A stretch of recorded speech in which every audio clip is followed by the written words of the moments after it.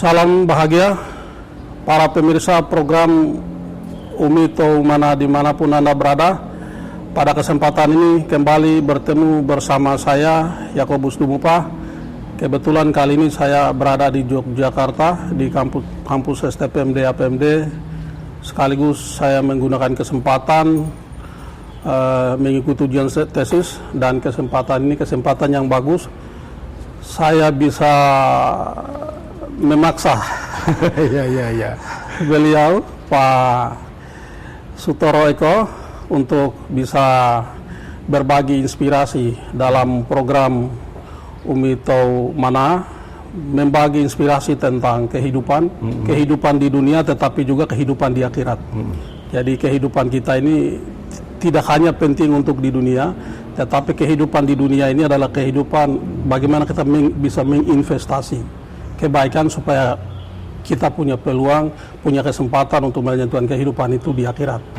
Karena itu kesempatan ini saya berharap Pak Sutoro, beliau ini seorang yang cukup terkenal, seorang yang bisa diidentikan sebagai Sutoro sama dengan desa.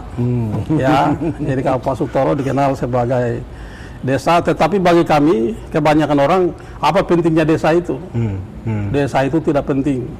Jadi kalau desa diplesetkan desa. Atau kemudian desa atau dibilang kampungan tidak penting. Tetapi bagi Pak Sutoro itu sesuatu yang penting. Dan perlu saya sampaikan kepada pemirsa sekalian bahwa Pak Sutoro juga yang terlibat aktif atau salah satu perancang undang-undang desa yang sekarang yang menempatkan desa itu pada posisi yang penting dalam sistem ketatanegaraan kita, tetapi juga dalam seluruh kehidupan di dalam negara Republik Indonesia itu. Pak Toro, ini Pak Toro sudah cukup terkenal, tidak perlu memperkenalkan diri. Tapi yang menjadi pertanyaan bagi saya adalah, dan bagi semua orang, kalau orang Papua bilang desa itu penting kah? Dan apa pentingnya bagi kehidupan kita ini? Ya, itu kan sebenarnya histori, sejarah panjang. Itu sebenarnya tradisi alamiah umat manusia di dunia. Jadi itu kan asosiasi ya, perkumpulan manusia.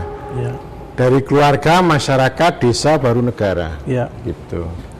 Memang kalau di Eropa begitu ini muncul negara, desa itu dihancurkan, dilemahkan.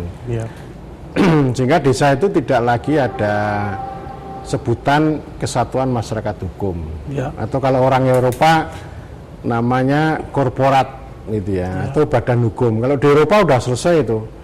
Abad 19 nggak ada yang namanya desa itu sebagai kesatuan masyarakat hukum, itu nggak ada. Tapi desa dengan nama-nama sama komunitas penduduk, komunitas masyarakat itu masih ada. Sementara di Asia itu sangat kuat. Saya sering menyebut bahwa desa itu adalah tradisi Asia. Mau ngomong di India, di Jepang, bahkan yang sangat hebat pun Cina, Thailand, kita Indonesia itu tradisi berdesanya masih ada. Artinya desa sebagai baik itu sebagai perkumpulan manusia maupun sebagai kesatuan masyarakat hukum. Jadi kita ini dualitas. Kalau dualisme atau pluralisme, kalau Eropa itu etatisme. Etatisme itu serba negara. Artinya nggak ada lagi istilah kepentingan masyarakat setempat, itu nggak ada. Yang ada hanya kepentingan warga yang dilindungi dan dilayani negara. Kalau kita di seluruh Nusantara ini, kepentingan masyarakat itu masih ada, dan desa dengan nama lain, entah itu Gampong di Aceh, atau Nagari di Sumatera Barat, atau negeri di Maluku, dan kampung di Papua itu memang masih sangat sangat terasa masih ada, dan itu yang fungsinya sangat beraneka ragam. Meskipun ada perbedaan begini, ada yang sudah punya pemerintah yang cukup kuat gitu, ada yang belum ya. Tadi saya sebut pre-government, pra-government gitu ya. Seperti kita di Dogia ya. Seperti di Papua itu namanya pre-government. Tapi kalau di Jawa ini malah sudah the death of government. Jadi pemerintah desanya itu sudah mati karena diatur sedemikian rupa oleh oleh teknokrasi, oleh birokratisasi gitu. Ya, kalau seperti di Papua ya, rata-rata seluruh Papua itu hampir sama kondisi desa di sana atau kondisi kampung itu. Yang menjadi masalah selama ini sebenarnya negara atau pemerintah itu punya keinginan yang kuat untuk mendudukan desa itu pada posisi yang tepat, pada posisi yang sebenarnya, pada posisi yang kuat. Eksistensinya itu diakui. Tetapi yang jadi masalah selama ini terutama di Papua adalah masyarakat desa atau masyarakat kampung itu belum siap menerima ini. Menerima desa, pemerintahan desa, kemudian dengan segala nilai-nilainya yang ikut serta dalam pemerintahan desa itu. Menurut Pak Toro, kira-kira apa yang harus dilakukan sehingga masyarakat itu kemudian bisa bersahabat dengan katakanlah pemerintahan desa itu, sehingga kemudian pemerintahan desa itu menjadi sesuatu yang penting, kemudian bisa menjadi bisa terlibat aktif dalam seluruh proses pembangunan dan proses pemberdayaan di desa atau di kampung itu. Iya, iya. Saya melihatnya begini, kalau di Papua itu kan masyarakat itu kan terus-menerus melakukan negosiasi pada pemerintah. Ya. Jadi ada uang datang ya dinego, ini uang kami, ini hadiah untuk kami dan sebagainya. Bagi saya ini melihat ini transformasi ya. Transformasi itu artinya memang negara dibentuk itu kan untuk penetrasi dia. Ya. Melakukan penetrasi itu antara melakukan penetrasi selain memberikan pelayanan dan memberikan perlindungan itu juga membentuk. Ya. Membentuk government ya, membentuk institusi-institusi yang itu katakanlah kalau undang-undang desa ini kan itu adalah structure of law atau struktur hukum yang memang dimaksudkan untuk membentuk village government ya, pemerintah kampung. Dan pemerintah kampung ini supaya tidak terlalu seragam itu ya disesuaikan dengan konteks lokal, dengan kepentingan lokal yang sangat beragam. Dan yang bisa kita lakukan itu melayani sambil mengedukasi, mengedukasi sambil melayani, sehingga ini institusinya itu bisa terbentuk gitu. Contoh begini misalnya ya, ada beberapa titik kabupaten seperti Jayapura, Kirom, lalu Merauke gitu. Dulu kan intinya sama sebenarnya, kekepalaan, ketokohan itu sangat kuat. Tapi pelan-pelan yang namanya pemerintah kampung itu sudah mulai terbentuk. Karena proses edukasi, proses belajar yang terus menerus. Gitu. Dan itu membutuhkan waktu dan proses ya? Ya, betul. Ya. Katakanlah misalnya begini, dari 70 sekian di kampung, 79 kampung, 79, itu pasti ada yang sudah istilahnya cara berlarinya itu sudah ada yang sampai sini, ada yang sampai sini. Betul. Jadi yang sudah maju ke sini itu kira-kira ada berapa? Dan ini yang maksud saya ini kayak semacam kelinci percobaan yang bisa menjadi contoh untuk yang di sini gitu ya. Modelnya begitu.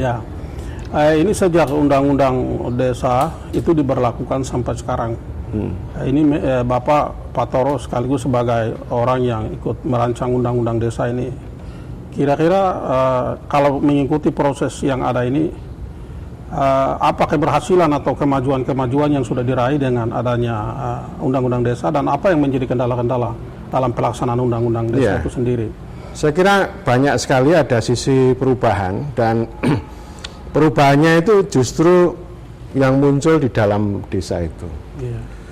Kalau pendekatan proyek yang dari Jakarta saya tidak terlalu banyak percaya gitu ya. Jadi misalnya begini sekarang, banyak sarjana-sarjana baru itu pulang kampung, tertarik menjadi kepala kampung. Itu kan dulu nggak ada. Sekarang udah banyak. Ada yang lulusan UIN jadi kepala kampung, kepala desa. Itu artinya satu ketertarikan. Artinya desa itu bisa menjadi daya tarik baru. Ini kan aspek perubahan. Kemudian yang kedua, kepentingan masyarakat setempat itu bisa banyak yang dieksekusi karena ada sumber daya yang bisa diterima. Kalau dulu kan menunggu, mengusulkan.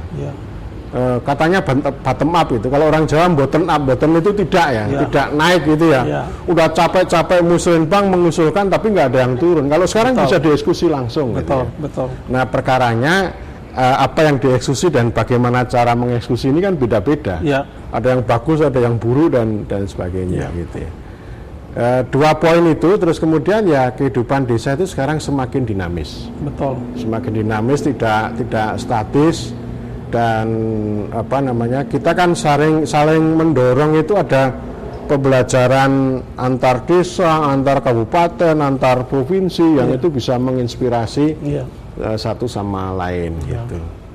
Terus ya tentu saja ya apa namanya, output yang muncul sudah banyak, entah itu yang sepele seperti infrastruktur.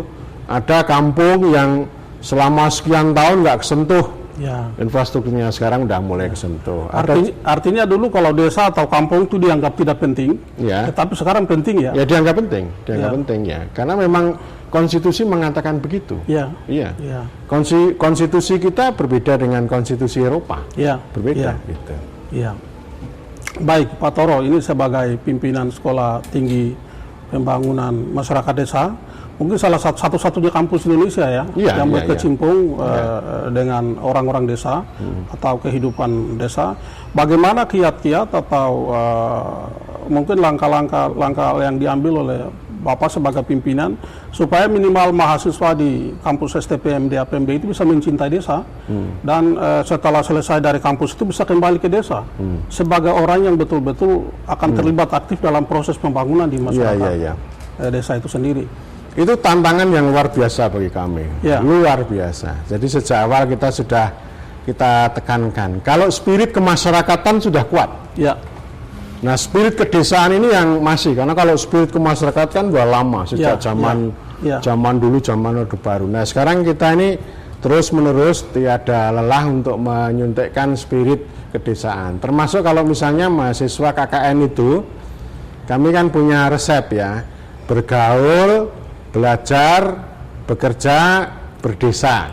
Berdesa itu artinya ya, dia tahu desa, bagaimana melek dengan desa, lalu belajar juga bagaimana kalau istilah kami siklus berdesa itu bisa dipahami gitu.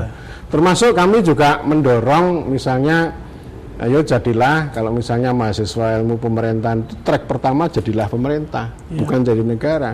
Pemerintah itu apa? Ya antara lain jadi kepala desa itu. Silakan nanti mengabdi dulu beberapa tahun, nanti pada kesempatannya Anda harus ambil tuh dengan cara pilkades secara langsung itu, misalnya gitu. Memang sejak undang-undang desa itu diberlakukan, kemudian bagaimana kampus STPMD APMB ini fokus mendorong mahasiswanya supaya bisa mencintai desa, tetapi juga bisa menjadi pemimpin di desa masing-masing. Saya sendiri punya keinginan setelah jadi bupati saya ingin jadi kepala kampung. Itu saya rasa begitu karena setelah saya sudah menjadi bupati lalu saya mau kemana? Saya harus kembali kampung saya. Minimal di situ saya jadi kepala kampung ya sudah cukup lah. Jadi ini virus-virus dari Pak Toro ini yang bisa tertular kayak ini. Jadi maksud saya spirit seperti itu harus tertanam dalam diri setiap orang yang paling tidak pernah berkecimpung atau menempuh pendidikan di kampus STP. Memang ada banyak pengalaman ya. Saya di Sukabumi itu ketemu seorang pensiunan mayor. Pensiunan mayor jadi kepala desa. Terus di Sumatera Barat pensiunan kolonel jadi kepala desa. Terus di Sumba itu pensiunan eselon 3 di Pemkab jadi kepala desa. Yang di Sumba ini bagus ini. Jadi udah sepuh, dulu menjadi kepala bidang di Bapeda. Dia spiritnya bagus. Jadi di desa ini kalau lahir miskin itu biasa, tapi kalau mati miskin itu keterlaluan. Gitu. Sehingga dia harus berupaya bagaimana supaya orang yang lahir miskin itu jangan sampai mati juga miskin gitu. Nah, itu udah sepuh, namanya Pak Yakob Tanda namanya, di Sumba Timur, nama desanya Desa Mbata Kapidu. Dulu pernah kami ajak ini Pak desa dari Sumba Timur ini, kami ajak untuk diskusi dengan Pansus pada tahun 2012. Memang kalau orang sudah memegang jabatan tertentu katakanlah jadi bupati atau gubernur sampai periode tertentu, pasti setelah itu yang dipikirkan adalah saya sudah memegang jabatan, sudah selesai. Bagaimana dengan hari tua saya, persiapan saya untuk menuju akhirat itu. Jadi kadang orang berpikir di masa akhir-akhir, kekuasaan atau kepemimpinan atau menjelang hari tua, adalah bagaimana dia mau membaktikan diri dia, betul. untuk saudaranya, dan untuk negerinya. Karena itu kalau ada orang-orang tertentu, misalnya dulunya pernah berjaya, tapi pada akhirnya harus kembali kampung, mengabdi ke tanah air dan ke sanak saudaranya, itu sebenarnya panggilan hati nurani. Itu vocation, bagus. Iya, itu panggilan Jadi hati hal nurani. yang biasa ya, kalau misalnya orang itu punya hasrat untuk menjadi bupati, menjadi politisi, itu hal yang biasa manusia. Tapi ketika ini karirnya sudah bagus begitu terus kemudian ayo kembali ke kampung jadi kepala desa, itu saya kira menarik itu vocation, itu panggilan itu namanya gitu. Ya, justru kadang kita menemukan hidup kita yang sesungguhnya di situ. Jadi kebahagiaan apapun pasti ketemunya di situ. Ya, jadi ini yang terakhir Pak Toro,